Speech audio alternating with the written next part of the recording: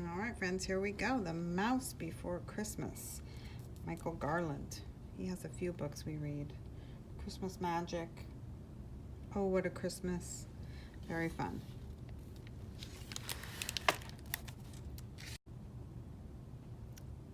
The Mouse Before Christmas.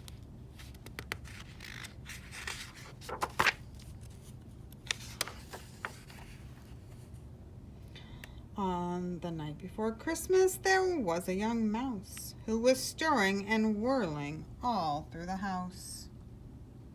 He longed to see Santa, that jolly old soul, so he'd stayed awake late and then crept from his hole.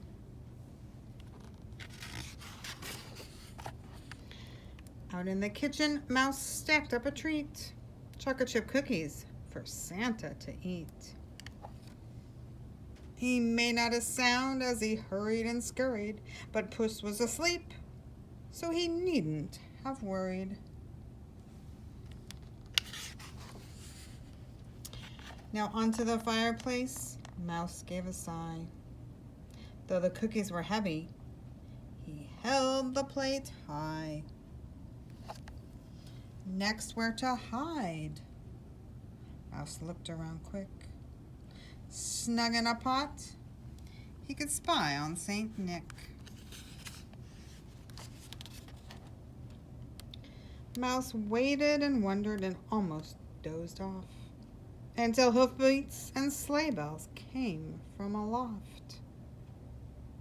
From out of the fireplace, bang, crash, and tumble, popped merry old Nick in a heap and a jumble.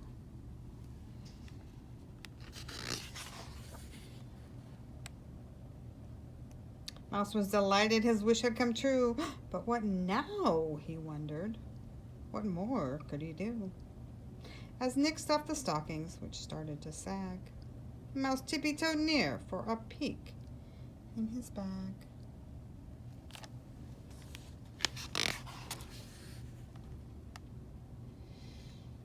Soon Santa was done, time to hurry away.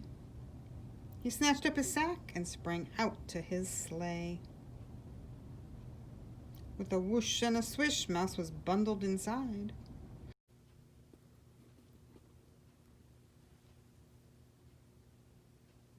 But down in the darkness was no place to ride.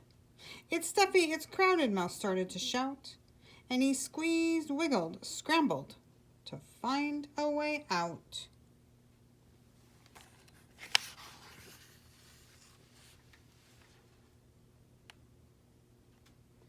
He soon spied a place to poke his head free, then beheld all around him sights splendid to see.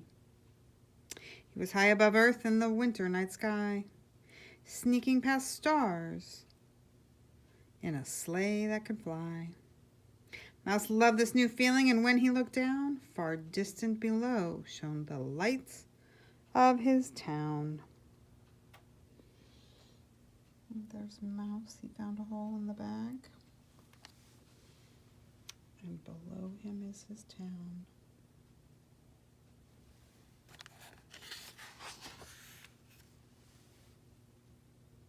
Onto rooftops, down chimneys, old Santa did race.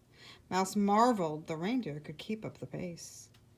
They soared past mountains, skimmed low near a river. The twists, dips, and turns set his tummy a quiver.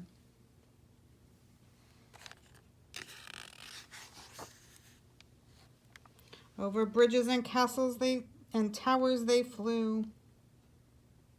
The rooftops of London gave Mouse a great view. London Bridge.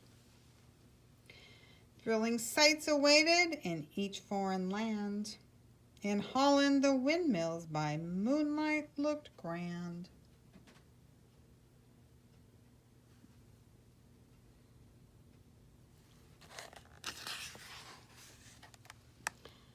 Mouse never imagined a world so wide. He'd lost count of the wonders he'd seen on this ride. Crossing cities and countries, over desert and sea, past the Sphinx and two towers, and Miss Liberty.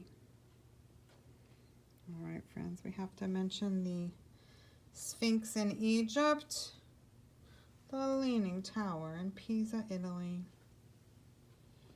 the Eiffel Tower in Paris, France, and of course our own Statue of Liberty in New York City. The two towers, the Sphinx and Miss Liberty that Mouse mentions. At the end of the night, at the very last house, Santa peeked into his sack. Why, what's that? A young mouse. Mouse was so startled he'd feared he'd just squeak. But in Santa's kind gaze, he found he could speak. Oh, Santa, I'm sorry for sneaking this ride, but your bag was so tempting, I climbed right inside.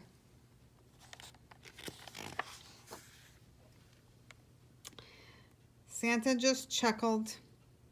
Little friend, don't you worry. Hop on my hat, you'll be home in a hurry. Mouse clung to the fringe, the wind chilled his face. The rocket-like sleigh zoomed and hurtled through space.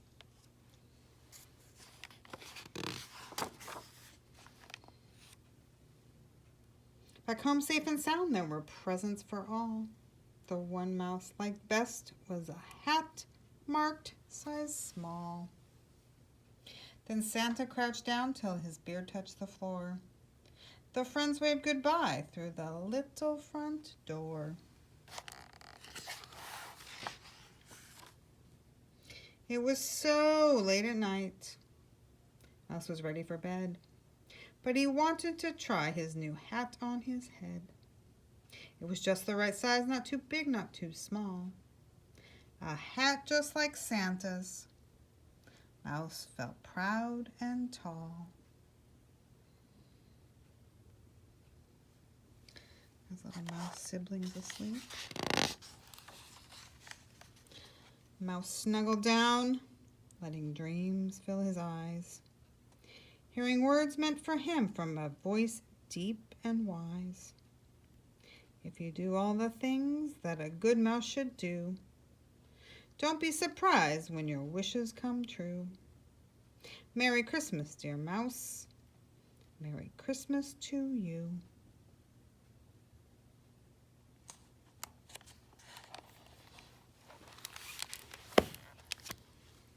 Michael Garland's The Mouse Before Christmas. Have a nice Christmas, friends, and a nice winter break.